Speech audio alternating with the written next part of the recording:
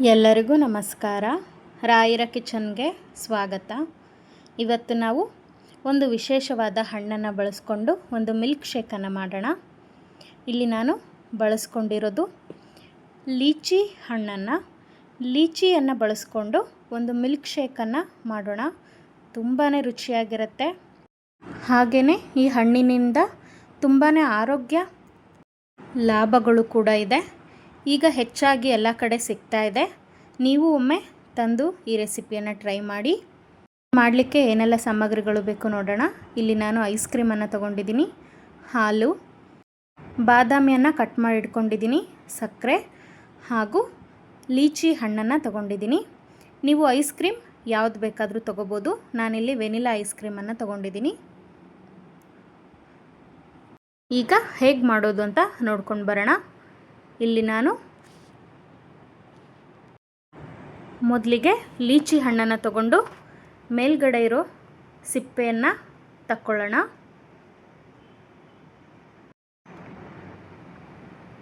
ಈ ಹಣ್ಣನ್ನು ಆದಷ್ಟು ಎಷ್ಟೊಂದು ಜನ ತಿಂದಿರ್ತೀರ. ಈ ಹಣ್ಣಂತೂ ತಿನ್ನಲಿಕ್ಕೆ ತುಂಬಾ ರುಚಿಯಾಗಿರುತ್ತೆ. ನೋಡಿ, ಹೀಗೆ ಮೇಲಿರುವ ಸಿಪ್ಪೆಯನ್ನೆಲ್ಲ ತೆಗೆದು ಈ ಬಿಳಿ ಕಲರ್ ಏನಿದೆ ಆ ಹಣ್ಣನ್ನು ತೆಗೆದು ಜಾರಿಗೆ ಹಾಕ್ಕೊಳ್ಳೋಣ. ಈ ಬೀಜವನ್ನು ಸಪ್ರೇಟ್ ಮಾಡೋಣ. ನೋಡಿ, ಹೀಗೆ ನಿಧಾನವಾಗಿ ನಾನು ಒಂದೊಂದೇ ಹಣ್ಣನ್ನು ಸಪ್ರೇಟ್ ಮಾಡ್ಕೋತಾ ಇದ್ದೀನಿ ಬೀಜದಿಂದ. ಈಗ ಎಲ್ಲ ಹಣ್ಣುಗಳನ್ನು ಬಿಡಿಸಿಟ್ಕೊಂಡಿದ್ದೀನಿ. ನಂತರ ನಾವಿದಕ್ಕೆ ಸಕ್ಕರೆಯನ್ನು ಸೇರಿಸ್ಕೊಳ್ಳೋಣ. ನಿಮಗೆ ಸಕ್ಕರೆ ಬೇಡ ಅನ್ನೋರು ಜೇನುತುಪ್ಪ ಕೂಡ ಸೇರಿಸ್ಕೋಬಹುದು. ಹಾಗೆಯೇ ನಾನಿಲ್ಲಿ ಹಾಲನ್ನು ಹಾಕೋತಾ ಇದ್ದೀನಿ. ಹಾಗೆಯೇ ಬಾದಾಮಿಗಳನ್ನು ಸೇರಿಸ್ಕೊಂಡಿದ್ದೀನಿ. ನೀವು ಬೇಕಿದ್ದರೆ ಇದಕ್ಕೆ ಗೋಡಂಬಿಯನ್ನು ಕೂಡ ಹಾಕ್ಕೋಬೋದು. ನೋಡಿ, ಈಗ ಇದನ್ನು ರುಬ್ಕೊಂಡು ಬಂದಿದ್ದೀನಿ. ಇಲ್ಲಿ ಒಂದು ಗ್ಲಾಸನ್ನು ತಗೊಂಡಿದ್ದೀನಿ, ಅದಕ್ಕೆ ರುಬ್ಬಿರುವಂತಹ ಮಿಶ್ರಣವನ್ನು ಹಾಕ್ಕೊಂಡಿದ್ದೀನಿ.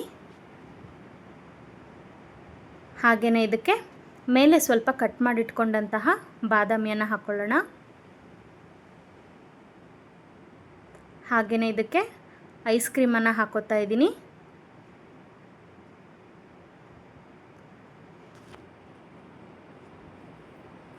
ನೋಡಿ, ನೋಡಲಿಕ್ಕೆ ಕೂಡ ಎಷ್ಟು ಚೆನ್ನಾಗಿ ಕಾಣಿಸ್ತಾ ಇದೆ.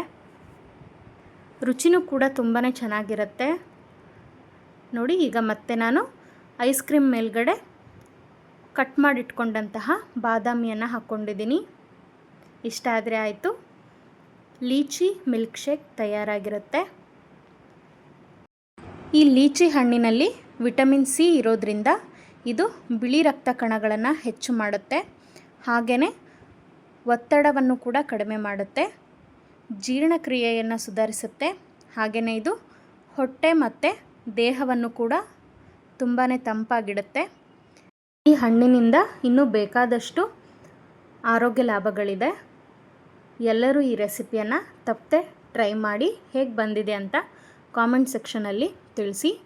Thank you.